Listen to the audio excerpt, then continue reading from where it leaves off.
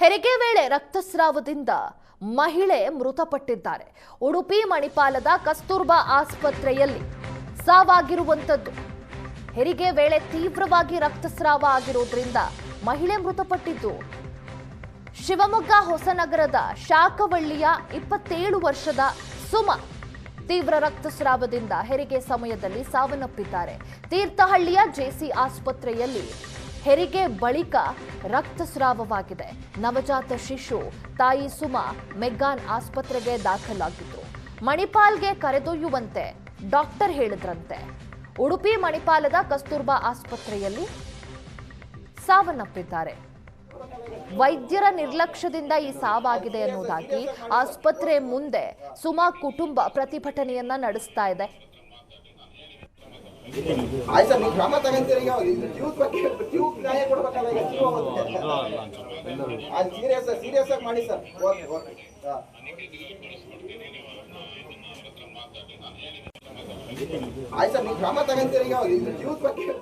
ಇದು ನಮ್ಮ ಅಳಸಳ್ಳಿಯ ಸಮೀಪ ನೊಣಬರು ಪಂಚಾಯಿತಿಯ ಸುಮಾ ಅಂತ ಒಬ್ಳು ಊರಿನ ಹೊಸನಗರ ತಾಲೂಕು ಕೋಡೂರು ಶಾಖವಳ್ಳಿ ಅಂತ ಅಲ್ಲಿ ಕೊಟ್ಟಿರ್ತಾರೆ.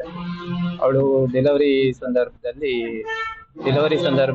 ಇಲ್ಲಿ ನಮ್ಮ ಅರವಿಂದ್ ಡಾಕ್ಟರ್ ಏನಿದ್ದಾರೆ ಇವ್ರ ಹತ್ರ ಬಂದಿರ್ತಾರೆ. ಸುಮಾರಷ್ಟು ಸ್ಟಾರ್ಟಿಂಗ್ ಇಂದ ಇವ್ರ ಹತ್ರನೇ ಟ್ರೀಟ್ಮೆಂಟ್ ತಗೊಳ್ತಾ ಇರ್ತಾರೆ. ಇವಳಿಗೆ ಜಾಂಡಿಸ್ ಇದೆ, ಯಾರಿಗೆ ಪೇಷಂಟ್ಗೆ. ಅವರು ಅದನ್ನ ಅರವಿಂದ್ ಡಾಕ್ಟರ್ ಅದ್ರ ಬಗ್ಗೆ ಏನೋ ಸರಿಯಾಗಿ ಮಾಹಿತಿ ಕೊಡಲ್ಲ. ಆಮೇಲೆ ಸೀರಿಯಸ್ ಕಂಡೀಷನ್ ಇರುತ್ತೆ. ಆ ಸೀರಿಯಸ್ ಕಂಡೀಷನ್ ಇವ್ರು ಲೇಜಿ ಮಾಡ್ತಾರೆ. ಮತ್ತೆ ಪೇಷಂಟ್ ಕಡೆ ಅವರು ಇದಕ್ಕೆ ಏನಾದ್ರು ಸೀರಿಯಸ್ ಇದ್ರೆ ನಾವು ಮೇಲೆ ಅಂದ್ರೆ ಮೆಕ್ಯಾನಿಗೆಲ್ಲ ಕರ್ಕೊಂಡು ಹೋಗ್ತೀವಿ ಅಂತ ಅಂತಾರೆ. ಆದ್ರೆ ಇವರು ನಾನ್ ಡಾಕ್ಟರ್ ಅಲ್ವಾ, ನಾ ಮಾಡ್ತೀನಿ, ನಾನು ಕ್ಯೂರ್ ಮಾಡಿ ನಾರ್ಮಲ್ ಡೆಲಿವರಿ ಮಾಡಿಸ್ತೀನಿ ಅಂತಾರೆ. ಆದ್ರೆ ನಾರ್ಮಲ್ ಡೆಲಿವರಿ ಮಾಡಿಸಿದಾಗ ಬ್ಲೀಡಿಂಗ್ ಸ್ಟಾರ್ಟ್ ಆಗುತ್ತೆ. ಈ ವಿಚಾರವಾಗಿ ಹೆಚ್ಚಿನ ಡೀಟೇಲ್ಸ್ ಅನ್ನ ಕೊಡ್ತಾರೆ ನಮ್ಮ ಪ್ರತಿನಿಧಿ ರಾಜೇಶ್ ದೂರವಾಣಿ ಸಂಪರ್ಕದಲ್ಲಿ.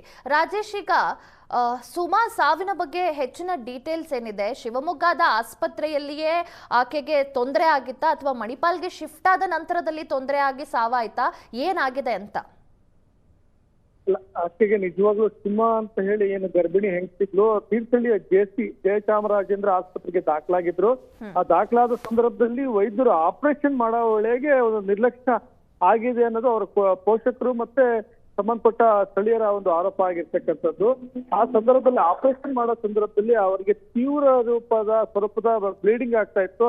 ಅದನ್ನ ಕಂಟ್ರೋಲ್ ಕೂಡ ಅವರು ಮಾಡ್ಲಿಲ್ಲ. ಅದರಿಂದ ಸಾಕಷ್ಟು ಸಮಸ್ಯೆ ಆಯ್ತು.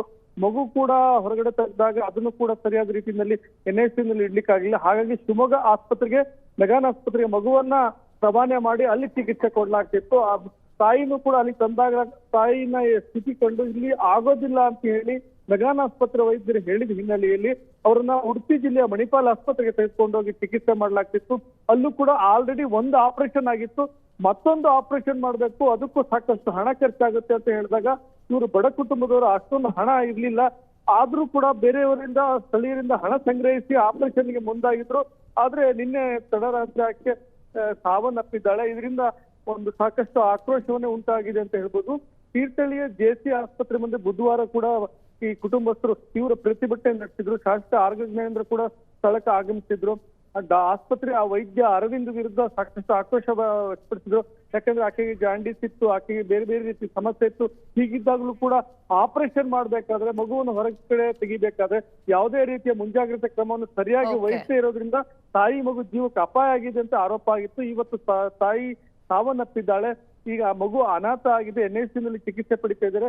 ಆರೋಗ್ಯ ಸಚಿವ UT ಖಾದರ್ ಕೂಡ ಇವತ್ತು ಅವರ ಕುಟುಂಬಕ್ಕೆ ಭೇಟಿ ನೀಡಿ ಸಾಂತ್ವನ ಹೇಳುವ ಕೆಲಸ ಕೂಡ ಮಾಡುವರಿದ್ದಾರೆ. ಓಕೆ, ಧನ್ಯವಾದ ರಾಜೇಶ್ ತಮ್ಮೆಲ್ಲ ಡೀಟೇಲ್ಸ್ಗಾಗಿ.